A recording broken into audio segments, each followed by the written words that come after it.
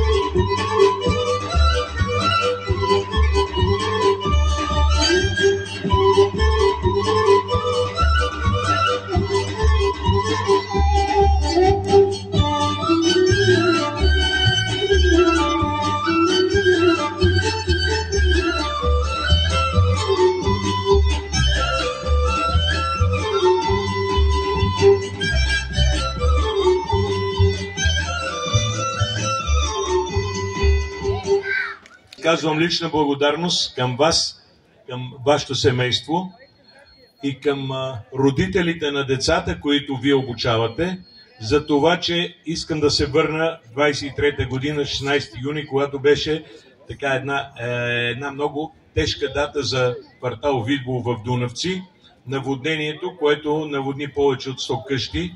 И тогава единствено вие от всички и Червен кръст, разбира се, не искам да ги пренебрегнем тях, вие със собствени средства дарихте препарати, ръкавици и всичко, което беше необходимо за нашите съкварталци. Лично ви благодаря още веднъж. През изтеклата година ви благодарих и няма да забравим вашата добрина за това, че вие сте сърцат човек, вие учите децата, доколкото имам информация, 120 са вашите участници, вашия състав. Това не е малко. Това е повече от педагогическо образование, което вие имате, за да можете да се оправяте с тях. Още веднъж, моите благодарности. Желая ви успех, господин Петров. Заповядайте и отново да бъдем заедно за напред в годините. Благодаря ви. Утре и на година сме заедно. Благодаря ви.